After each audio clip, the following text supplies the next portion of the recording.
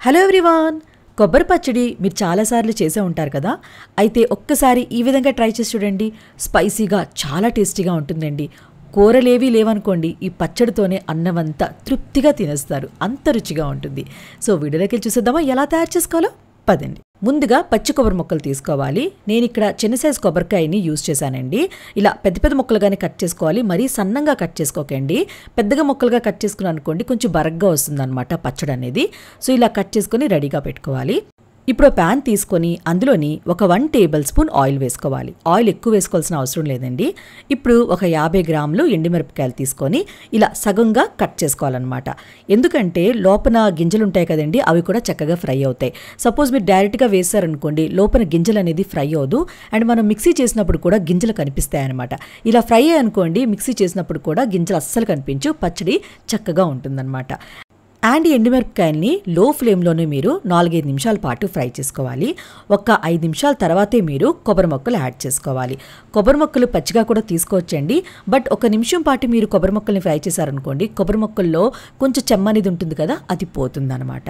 అలాగే చిన్న నిమ్మకాయ సైజ్ అంతా చింతపండు తీసుకోవాలి. ఎక్కువ తీసుకోకండి, పులిపైపోతుంది. ఈ చిన్న నిమ్మకాయ సైజ్ అంతా చింతపండు అనేది పర్ఫెక్ట్గా ఉంటుందన్నమాట. ఇలా చింతపండు వేసిన తర్వాత ఒక్క 6 నిమిషం ఇలా కలుపుకొని స్టవ్ ఆఫ్ చేసుకొని ఇది పూర్తిగా చల్లగైన వరకు పక్కన పెట్టుకోవాలి.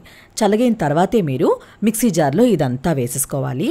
వేసిన తర్వాత మీరు తగినంత ఉప్పు వేసుకోవాలి. నేను ఇక్కడ ఒక 1 టీ స్పూన్ వేసుకున్నాను, సరిపోయినా మీరు యాడ్ చేసుకోవచ్చు.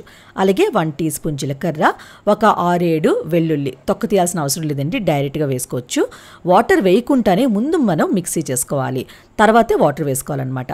మిక్సీ చేసిన తర్వాత మీకు చూపిస్తున్నాను చూడండి, ఇలా అన్నమాట. ఇలా చేసిన వాళ్ళు ఏమవుతుందంటే పచ్చడి అనేది చక్కగా నలుగుతుందండి. సో ఇలా చేసిన తర్వాతే మీరు కొంచెం నీళ్ళు పోసుకొని మిక్సీ చేసుకోవాలి. ఎందుకంటే ఈ కొబ్బరి పచ్చడి అన్నంలో కాబట్టి కొంచెం పచ్చడి అనేది థిక్గా ఉంటేనే బాగుంటుందన్నమాట. మిక్సీ చేశాక మీకు చూపిస్తున్నాను చూడండి, ఈ కన్సిస్టెన్సీలో ఉండాలి. ఇప్పుడు ఈ పచ్చడి అంతా ఒక బౌల్లో షిఫ్ట్ చేసిన తర్వాత మీరు తాలింపు పెట్టుకోవాలి. తాలింపు ఏమీ లేదండి, 1 టేబుల్ స్పూన్ ఆయిల్ వేసుకొని ఆయిల్ హీట్ అయిన తర్వాత 1 టీ స్పూన్ మినప్పప్పు, 1/2 టీ స్పూన్ ఆవాలు, 1/2 టీ స్పూన్ జీలకర్ర, ఒక్క ఎండుమిరపకాయ. ఎందుకంటే మనం ఆల్రెడీ చాలా ఎండుమిరపకాయలు వేసాం కదా, ఒకటి వేసుకుంటే సరిపోతుంది. వేసుకోపోనా పర్లేదండి. కొంచెం కరివేపాకు వేసుకొని ఇది లైట్గా ఫ్రై అయిన తర్వాత స్టవ్ ఆఫ్ చేసుకొని ఇదంతా పచ్చడిలో కలిపేసుకోవాలి. అంతేనండి, రెడీ అయిపోయింది కొబ్బరి పచ్చడి. సూపర్ టేస్టీగా ఉంటుందండి. నేను చెప్పడం కాదు, మీరు ఒక్కసారి ట్రై చేశాక మీరే అంటారు, అబ్బా ఎంత రుచిగా ఉంది, ఇంకా ఏ కూర అక్కర్లేదండి, పచ్చడి చేసుకుంటే కడుపు నిండగా తృప్తిగా తింటారు, అంత బాగుంటుంది. సో ట్రై చేస్తారు కదా, ట్రై చేశాక నచ్చిందో లేదో కమెంట్ బాక్స్లో కమెంట్ చేయండి. అలానే లైక్ చేయండి, షేర్ చేయండి. ప్లీజ్ కృతికా వంటల ఛానల్కి సబ్స్క్రైబ్ చేయడం మాత్రం మర్చిపోకండి. మనం నెక్స్ట్ వీడియోలో మీట్ అవుదాం ఇంకొక మంచి వీడియోతో. Bye bye.